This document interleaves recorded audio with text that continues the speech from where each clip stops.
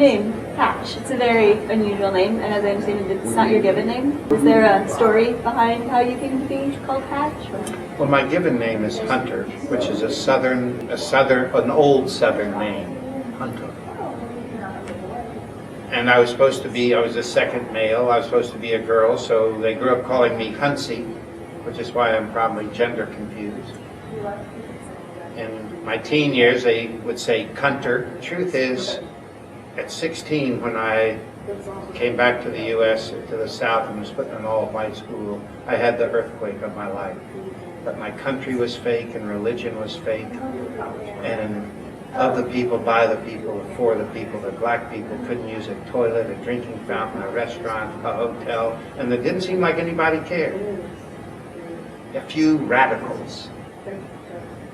And so I symbolically and maybe innocently said, I want to get rid of my Southern heritage, which was my mother's side of the family. And so I was leaving Hunter more than thinking, what name do I want? And I think one of my brother's girlfriends somehow called me Patch. And it had nothing to do with patches on my clothes or patching people up or... So I don't know. I don't know who did it. And I understand ever since then you've really been an advocate for trying to make the world a better, happier, more just place. And it seems like one of the ways you've been trying to do that is through the Sunshine Institute that you started with some colleagues. Can you tell us a bit about your institute and what you hope to achieve through it? Well, I first want to say that the crisis I had in my teen years, when I had that earthquake, I tried to kill myself a lot of times, was in 3 mental hospitalizations in 1 year. I was a happy kid, but I didn't want to live in a world of violence and injustice. So when the 3rd hospitalization says you don't kill yourself, you dummy, you make revolution. And so I wanted to work for peace and justice and care for all people and nature. So that has been my every second of my life for 50 years. What that meant over time between then, 63, and the time I entered medical school in 67, I always wanted to be a doctor. To tell you the truth, I had a great mother who was loving, and I looked, what are the love jobs for men? You know, I grew up in the military, so that's not a love job. Women had all the love jobs. Nurse, teacher, social worker, psychologist. And I thought maybe doctoring is a love job for men. And I also very quickly understood that this is a country where medicine is for rich people, not poor people. And so I thought I would go be a doctor for the poor. So that's how it started. And so I applied to medical school and got in 67. By that time I was a pretty thoughtful activist, and it was less serving the poor as creating a hospital model that addressed all the problems of healthcare delivery in one model. That's what I'm talking about tonight. So, can you tell me more about that model and what you think it entails? Right, well, very clearly, all healthcare will be free, and not free for poor people. We wanted to eliminate the idea of debt in the medical interaction. We never wanted you to feel you owed something. We wanted to feel that you were in a nest called community that took care of you, because politically we want to recreate community, not as a geography, but as a care state. And so we didn't accept barter. You could not owe us something. In that same flavor, the way people who can afford it pay a lot of money for insurance, and now where insurance is that it even dictates the doctors and has a huge power structure around healthcare. 1/3 to 1/4 of the healthcare dollar goes to administration. So let's not have anything to do with public or private insurance. Never saw a form. And even if you had insurance, I wasn't going to take it. Okay, another huge issue is the issue of malpractice. It immediately creates a divisive, suspicious team, because you always want to blame somebody else for the thing you're being sued for. And we need the right to make a mistake. No doctor ever knows before a treatment the effect of their treatment. So all treatments are guesswork. they have experience, but you can never know. You can be the expert in diabetes and you don't know what's going to happen when you give the person insulin. So we are the only hospital in the country refused to carry malpractice insurance.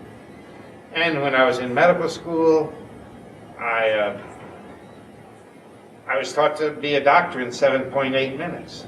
And you can be something, but you can't be a doctor in 7.8 minutes. You know, you're taught all of this stuff, and then you're said, you know, if you can't see 8 or 10 patients an hour, we can find somebody else who can. And so my initial interview as a family doctor with a new adult patient is 3 or 4 hours long. Unbelievably intense. I find out more about the person than anyone knows about them. I ask every question sensitive to life. I also visit their home and snoop. I open every drawer, go in every closet. You can imagine what I'd know about you if I snooped at every single thing where you live, shamelessly. The nice thing about being a doctor, if you're compassionate, they'll answer any question you ask and let you see anything that is theirs. When I spent that kind of time with patients, I found out what my love of literature had already clearly shown, and that is the vast majority of people are unhappy. I found less than 5% had any idea what a day-to-day vitality for life was. Yay, life! Less than 3% had self-esteem. Almost nobody liked themselves. In fact, the normal adult American didn't like themselves, didn't like their marriage, and didn't like their job, and that wasn't why they were coming to a doctor. That was the normal American. Well, the amount of TV they watched, how few of them had exercise program, flossed their teeth, you know, had a strong circle of friends. It was pathetic. And none of this was addressed in medical school. It's interesting, health is about health of an individual and the diseases of an individual, health of a family and the diseases of a family, health of a community and the diseases of a community, health of the whole world, society, and the diseases. All we were educated on were the diseases of an individual. I'm a family doctor. No one ever told me that almost all the families I saw would be dysfunctional, and they gave me no clue what to do about it. That's the way it is. And so I decided that I would never dislike a patient enough to give a psychiatric medication. Probably the only family doctor in this country in practice 42 years that can say that. And so we wanted to address mental health. So that's why from the very beginning we integrated medicine with performing arts, arts and crafts, agriculture, nature, education, recreation, social service. So it was hard to tell if we were an artist colony or an organic farm or a funny farm or a hospital. And one thing that was clear in a hospital is that they're hierarchical, that the doctor can be nasty to everybody and the nursing station just berate the ward clerk and everybody's silent.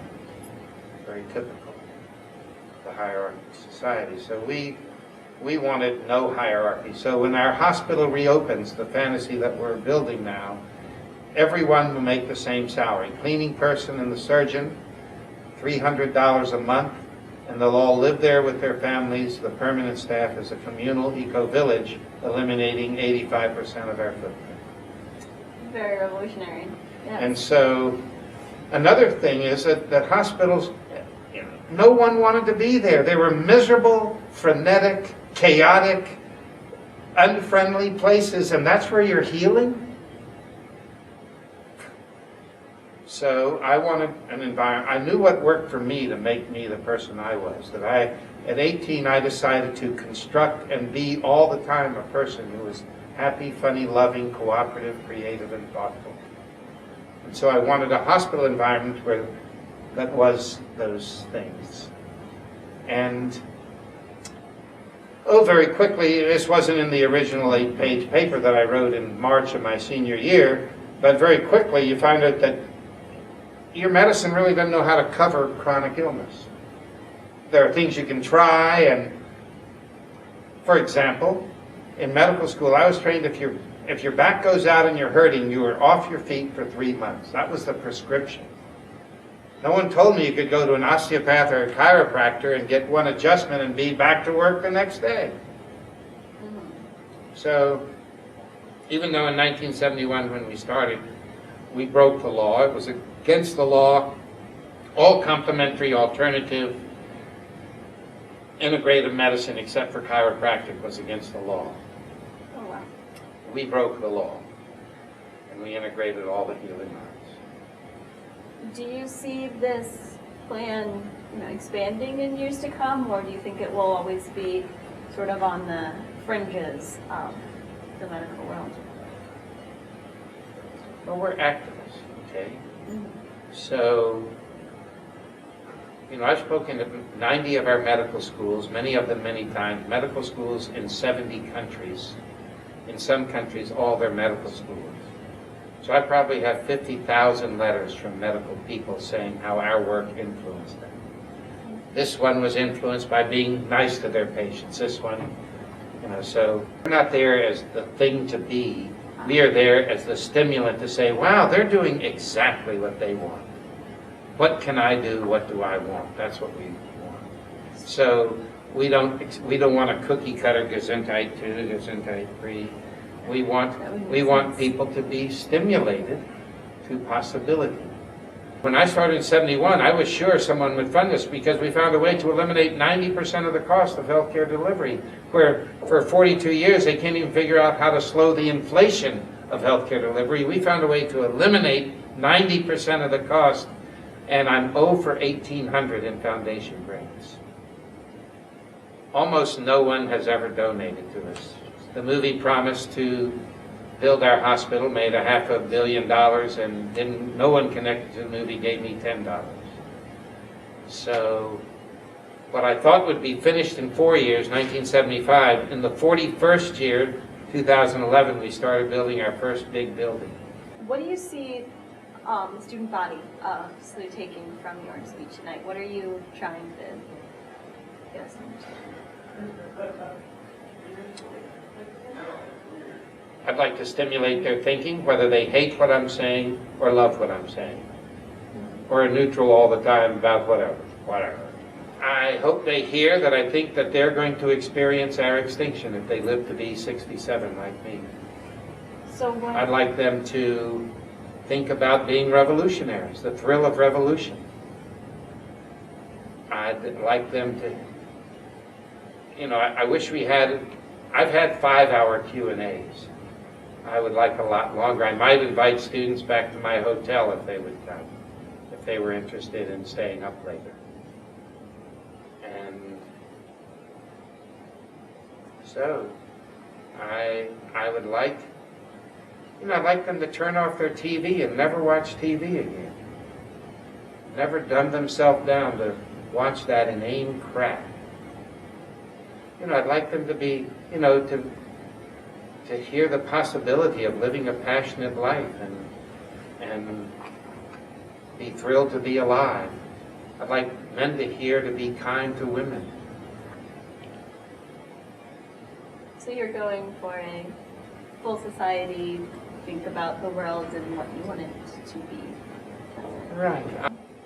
I'd like to go back for one moment to your statement about you don't want to see cookie cutter Gesundheit institutes. So if if the current medical system, the overarching one, was to make changes, what sort of changes are you looking for? They can't be fixed. It's a greedy, vulgar, greedy system that has nothing to do with health or care. It is a capitalist way of taking advantage of people at the most vulnerable time of their life to make as much money as they possibly could. Let me give you an idea, okay? The greediest countries in the world, the highest profit margins in the world are pharmaceutical companies. Okay, let's say our tax dollar, taxing the rich 95% would be my plan, that you took tax dollars and created 10 nerd centers in the U.S., okay? Scientists, engineers, botanists, herbalists, health people, inventors, mad scientists. And what they were there to do, two functions. One was to create medicines for people. See, all pharmaceutical companies lie. They lie in the journals, they lie everywhere, because if they sell $20 billion for an antidepressant and they get sued for $8 billion, it looks like they've been punished, right? No, they have $12 billion. So they lie about the information they give. They don't care if they hurt you. They don't care if they're sued for millions. Where in the Nerd Center, all the medicines are free, right? Right now, if you look at the research on pharmaceuticals, your tax dollar funds a university for their research, and so they get a huge number of these pills for free at your tax dollar and then charges you, they charge most in the US, so if you buy your drugs in Canada, they're much cheaper, same drug. But the Congress, who serves wealth, prevented, say, Medicare to buy their drugs in Canada. Feel my anger, okay? Because every day I get mail and phone calls from weeping people. Every day I'm aware of the gigantic, nightmarish statistics. But these nerd centers, okay, right now an artificial arm can cost you $50,000. If they're made in nerd centers, it's a $72.50. So that you have these scientists and engineers. I mean, why haven't we done that? Because pharmaceuticals would cost nothing. Your tax dollar creates the pharmaceuticals. It's $3 for a treatment. Not $3 for one pill, $3 for a month's supply. Some pills are $5,000 a week. Because they can. And so we cannot fix the system because it's wrong. You can't fix a war. There's never going to be the right kind of war. No. Okay? So it cannot be fixed. They have to say, this is wrong. What do we want? Let me give you an idea, okay?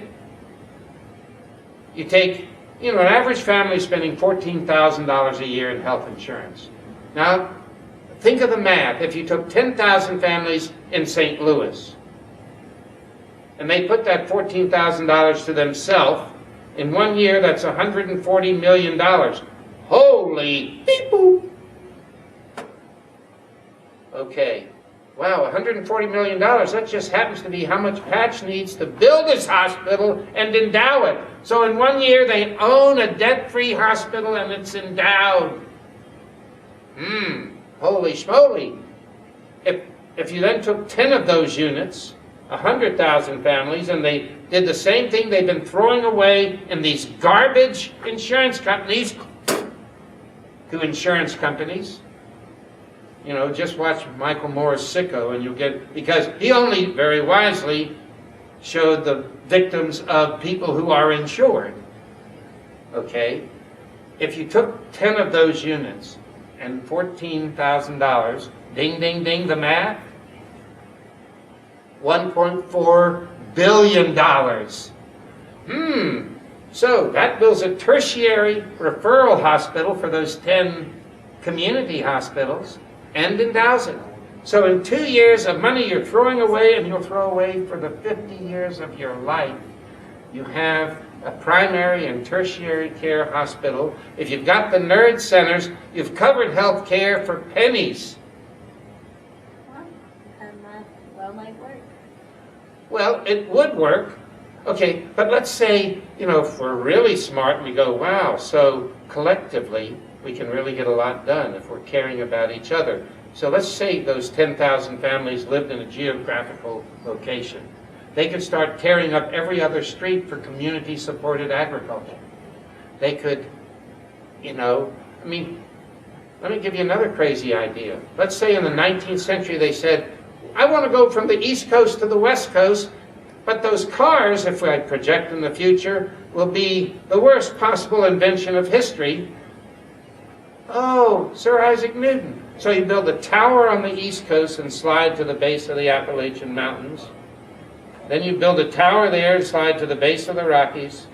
And then you build a tower there and slide to the West Coast. 3 slides, no energy.